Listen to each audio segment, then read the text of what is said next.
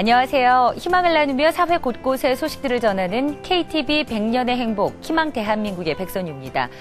요즘 같은 여름철엔 각종 피부 질환을 호소하는 분들이 많은데요.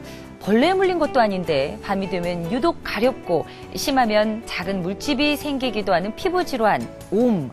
사라진 줄 알았던 옴이 최근 다시 늘고 있다고 합니다. 특히 만성 질환이 많고 집단 생활하는 노년층 사이에서 빠른 속도로 증가하고 있으니까 이에 대한 각별한 주의가 필요한데요. 전염성이 강한 만큼 가족끼리도 수건을 따로 쓴다거나 침구리와 의류를 삶아서 빨아 쓰는 것이 좋다고 합니다. 시력은 인간이 가장 의존하는 감각 중에 하나인데요. 시각장애인들이 집 밖을 나서면 매 순간순간마다 사고의 위험이 높기 때문에 답답함과 두려움을 호소합니다. 그런데 시각장애가 있어도 불편 없이 세상과 소통하는 사람도 있는데요. 시각장애인들의 불편을 해소하는 다양한 현장, 화면으로 담아봤습니다.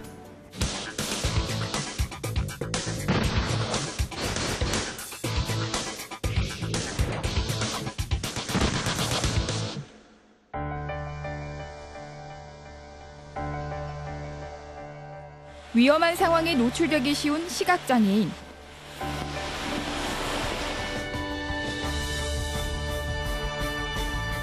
이들을 위한 희망의 빛이 필요하다.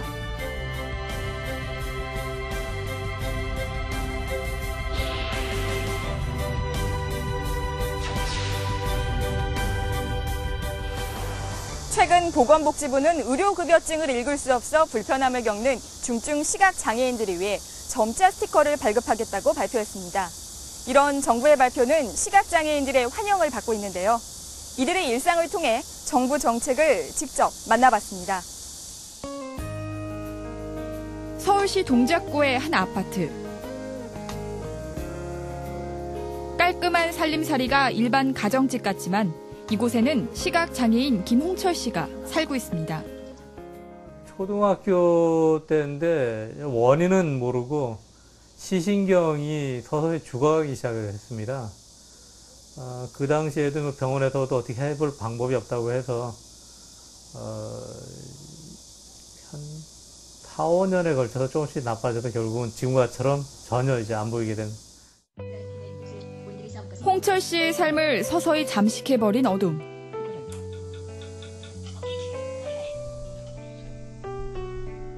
이 컴컴한 고독 속에서 귀는 세상과 소통할 수 있는 거의 유일한 창구입니다.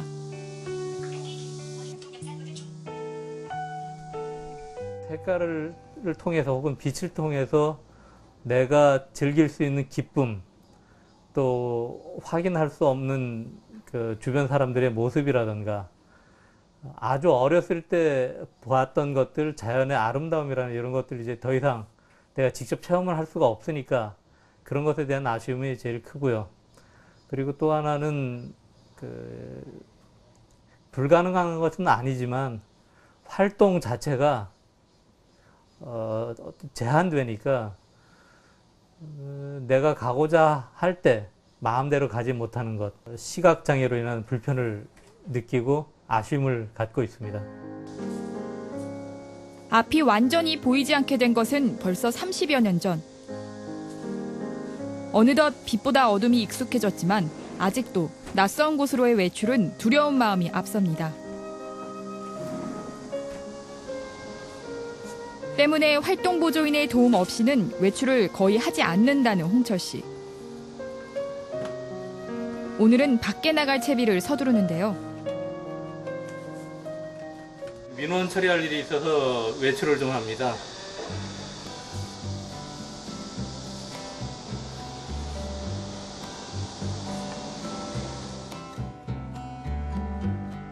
홍철 씨가 향한 곳은 인근의 구청 민원실. 직장에 낼 서류를 발급받기 위해서입니다.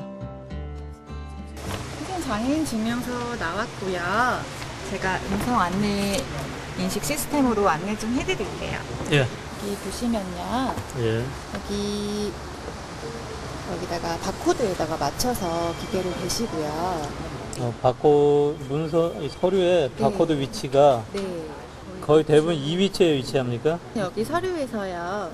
기계 이 끝쪽 모서리 부분은 있잖아요. 여기를 서류 우측 상단 모서리 부분에 이렇게 맞춰주시고 직각분에다 이렇게 맞추면 되겠네요. 그럼? 일치하게 맞춰주시고 그다음에 이쪽에 버튼 한번 눌러주세요.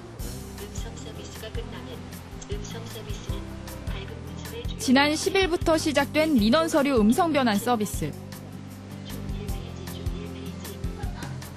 음성 안내를 받을 수 있는 서류는 자주 발급받는 서류 중심으로 37가지가 선정됐습니다. 모든 서류에 다 적용이 될 수가 있으면 굉장히 편리하다는 생각을 하고요. 그리고 무엇보다 내 개인 정보가 다른 사람을 통하지 않고도 혼자서 처리할 수 있다는 점에서 굉장히 도움이 많이 될 것 같습니다. 시각장애인, 노인분들, 외국인분들, 다문화 가정분들 약 200만 명 이상이 이용해 주실 것으로 추정되고 있고요. 어떤 그 민원 서류에 대한 내용을 음성으로 이제 안내를 제공함으로써 어떤 국민의 작은 불편을 해소할 수 있는 그런 편의를 제공할 수 있다는 기대감을 갖고 있습니다. 한편 장애인을 위한 배려가 눈에 띄는 또 다른 곳.